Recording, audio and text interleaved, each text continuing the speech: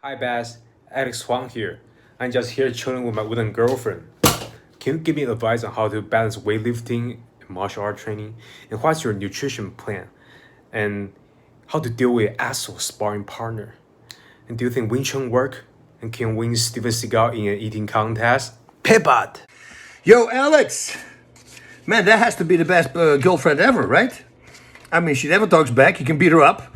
That came out wrong. Right now, people are going to go, that people, please understand that he has a wooden dummy as his girlfriend. That's what he said. Because otherwise, of course, you can never do that. So last time I made a joke like that, just a joke on TV, and boy, I got attacked by this feminist organization because you can't say that. I go, it's a joke. I told you literally 2 seconds later that it was a joke. But people are very sensitive. Nowadays, I don't really care because if it's a joke, it's a joke. I would never mean that, of course. Anyway, cute girlfriend. There we go again. All right. How to balance weightlifting and martial arts. It doesn't really matter what martial arts. You asked martial arts, but in the description it said BJJ. So what you want to do is you want to have muscles with endurance, right? So what I do is I do at least 25 repetitions of everything that I do.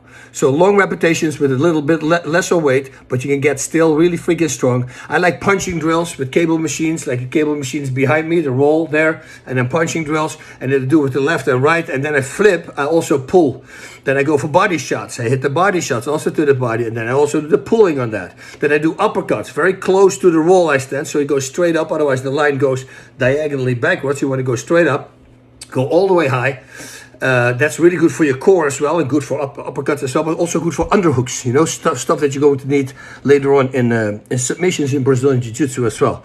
So doing that a lot and pulling, that's for chokes, everything, putting lactic acid in that body, get used to that. Because as well as I do, we used to do these drills, like 2 minutes I grab somebody's back, and then 2 minutes he grabs my back, and we go 30 minutes straight. Back and forth, back and forth, back and forth. And soon enough, they're not going to be able to choke you anymore. Because you find all the defenses, how to block it. You don't even need your hands anymore.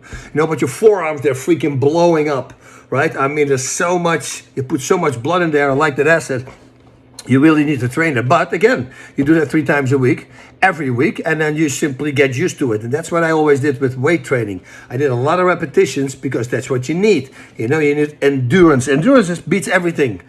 If you have two teams, 2 guys, it doesn't matter, who are identically in skill, the person with the most stamina is going to win. That's it. Pretty much all the time. That's the same with a team. A team, if they're equally skilled, the team that can keep pushing is probably going to be the one that's going to win. Okay, so think about that. Lots of repetitions. I do only supersets, by the way. So pushing, pulling. So bench press and then pull. Dips, pull-ups, like all these things back and forth, because then I don't have to wait. Otherwise I can do chest and I have to wait 2 minutes and do chest again. I rather in those 2 minutes waiting, I do something else, a different muscle group, because this way I don't have to wait and I can do a lot of stuff in a very short amount of time. And that's what grappling is all about, and fighting. It's then you're going to fight an hour, you're going to fight half an hour. My workout with the cable machine is about 35 minutes. And if you see the amount of work what I do, it's insane. People go like, holy crap, there's not 1 second that I'm off. It goes that fast. Boom, boom, boom, and to the next one. Right away, and pulling right away, and pulling in the other one. There's no zero rest. Nutrition plan. I'm the worst person to ask that to.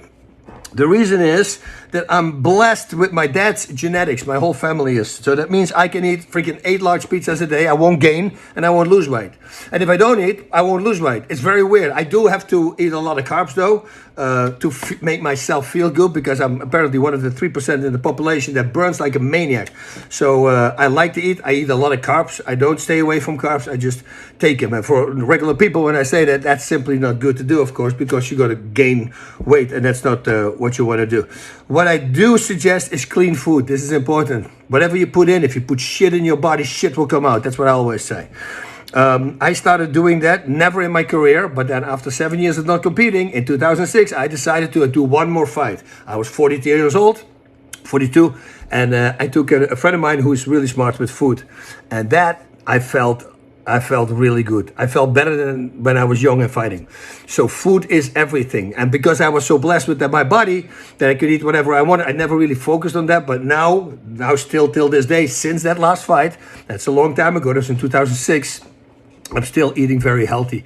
I try to stay away from dairy. Watch out, stay away from shellfish and from lamb meat. that has something in it, and a lot of people have this, like 40% of the population has this, that you build up lactic acid more. So the best thing to always do, and this is it's a little bit of a hassle in the beginning, is to write everything down that you eat. And then when you go work out, always write down after the workout if the workout was great or not great. And when you do that for a month, you're going to realize that all the workouts that weren't great, it was something that you ate the day before or maybe just before you went to do the workout. Most of the time it's always food that makes you perform less. So make sure that you know what food it is, especially if you go to competition. For instance, if you didn't know that it's about shellfish, and imagine you're one of the 40%, and then the day before you decide to go eat some shellfish or lamb meat, because that's the same stuff in it, then you're going to build up lactic acid later when you're competing, and that's not a good thing.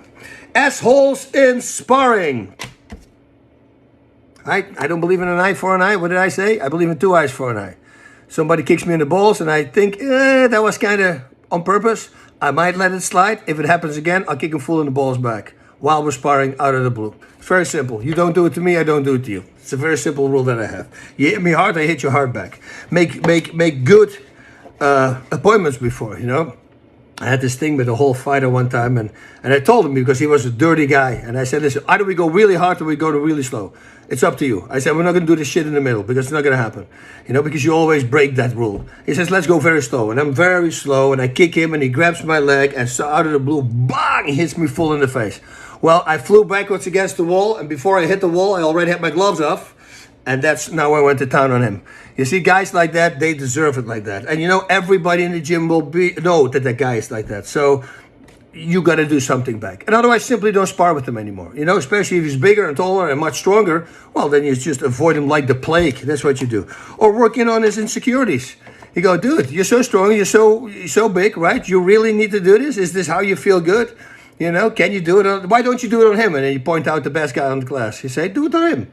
Let me see how tough you are against him. To me, yeah, you can do it easy, but let's pick that guy. You see, reverse psychology most of the time works. Seagal, can you win an eating contest? Well, yeah, it's not like he's 8% body fat or less, right? So I would think that he would eat a lot, but I don't know for sure. I have to say, though, as a martial artist, I think he's a really great freaking martial artist. So that's what. Wing Chun, does it really work? Just Wing Chun by itself in mixed martial arts will not work. That's why you never saw a Wing Chun fighter in the octagon winning a title. It's very simple. Now, that doesn't mean that Wing Chun is not effective. I'm absolutely not saying that. There's a lot of effective stuff in Wing Chun. I have some friends who do Wing Chun, and they even teach me some things once a while that I go, wow, that is actually really cool. So there's a lot of stuff that you can use, but in mixed martial arts, once there's no grappling involved, no wrestling involved, there's nothing that can beat that. That's it. Mixed martial arts is real street fighting. If you want to find out who's the toughest guy on the planet, the toughest fighter, not the toughest boxer, the toughest kickboxer, the toughest submission guy, no, the toughest fighter is the guy who knows all, right? That's the guy who breaks his hand, he simply takes you down and goes for submissions, that guy. Then it's always the mixed martial artist. So I hope that I answered all your questions. Let me see. I think I did.